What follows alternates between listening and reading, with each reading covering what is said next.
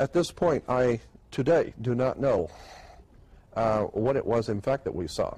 But when we got back to the hotel, the motel that night, Paul said that he, about a half hour to 45 minutes, something like that, after he fell asleep, he woke up totally awake, and something picked him up. Actually picked him up and set him up in bed, involuntarily. And the moment he sat up, a light came on over his head like a little dim night light. And he looked up to see an alien's face with the typical alien's face with the bubble eyes, but it was glowing, and you could see through it. You could see the ceiling through it, as if it were a hologram of some kind. And it was glowing, looking at him, and he said it slid across the ceiling, went across the ceiling, hit the wall, and came down to where it was even with him sitting in bed. It went through the wall and disappeared. But Ivy, in my room, was laying so that she could see the door, and she said she saw the glowing on the wall, but she couldn't tell what the light was because it wasn't very bright. And she said, but when she opened her eyes to see the glowing of the light in Paul's room, which was the face on the wall, a little red, tiny little red dot of light came through Paul's room and came in and hovered over her.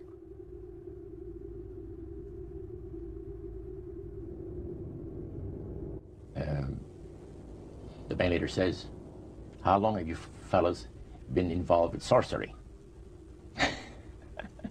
And he chopped us a little bit, and I said, exactly what do you mean? Well, he said, you know, what you people are doing, talking to the supposed spirits of the dead. He says, this is silly.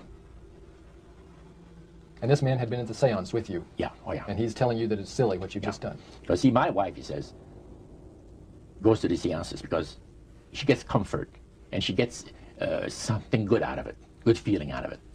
And she lives for what the spirits you know, are going to see that the future is going to be like. To me, he says, I can't bother with this stuff.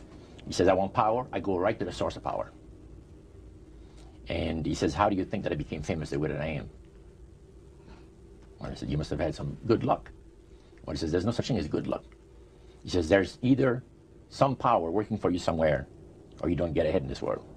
Not in my type of occupation. So it went from there. We got talking about spirit worship. Did it intrigue you? Or did it make you want to find out more about what exactly he was talking about? Yeah. So he said the supposed spirits of the dead that you're talking with are demon spirits. They're fallen angels. They're beautiful beings. Just set it out, just like that. Oh yeah. It didn't make you uneasy when he said they were well, you know, it shocked you a little bit, you know, something that you first hear mentioned to you. He said, you guys have got a great future ahead of you. Because we've been told, the high priest of our society, secret society, has been told that the master has very special plans for you too. Now, what did he mean by the master? Satan. And we were interested to hear more about it. And he told us, he says, look, we worship spirits. We worship Lucifer and all his angels. They're just as beautiful as they did before they were cast out of heaven. He says there was a misunderstanding in the whole thing, he says, among the inhabitants of the galaxies. And he says our master was misunderstood. Your friend, George, took you and Roland to this mansion where people worshipped the demons. Mm-hmm. What was it like there? What kind of people were there? Well, it was a big surprise for me, as I kind of made up in my mind an idea that they were going to be rough-looking characters. But as we entered the place, I was amazed to see that they were all very well dressed, well-mannered, and that a lot of the people, as we were being introduced to people, were professionals, doctors, attorneys, a lot of business people. And see what they had a praise session to the gods, which is the spirit counselors, which are in charge of legions of spirits. See what they had a praise session to the gods, which is the spirit counselors, which are in charge of legions of spirits. Wow. Prince of all mortal wisdom, owl of Bohemia, we beseech thee, grant us thy counsel. So how did you feel when you walked into that room? I felt that these people had power, and they had a lot of it. Did that attract you? Yes and no. You had mixed feelings about it? I had mixed feelings about it. because to a certain extent things looked so good and sounded so good to us. People believe that the dead have entered into a higher state of existence than they had when they were alive. Also that they are in a position and have the capacity to help the living here on earth. See? And you take, for instance, like Loretta Lynn. She says on national television, and I have the data on it, that I heard it myself. She said that she was made successful in her singing career by a dear friend of hers that was the same age as she, and died when she was 18 years of age. And Loretta was trying to get into the singing world, you know, but she says, I had no success at all. Until one night I was sitting in bed reading a book. And she says, who walks right through the wall with my friend, the spirit of my friend? And she says, Loretta, I'm going to make you a very famous person in singing Western country music, and I will be with you all the time. Trust me. Now, the priest explained that when people believe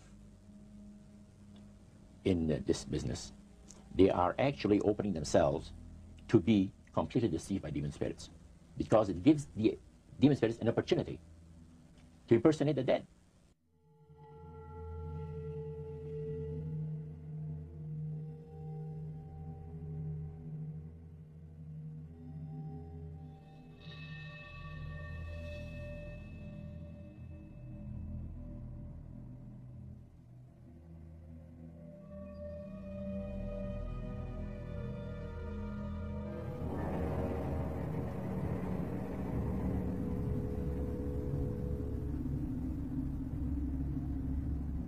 So, who are they talking to?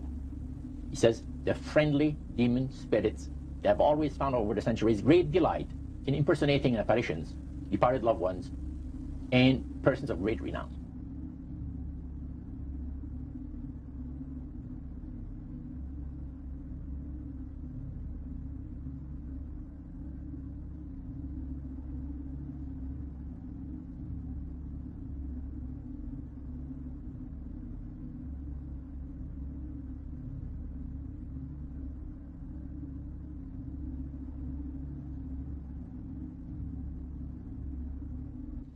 Then the medium said, we have a very special surprise tonight for you people.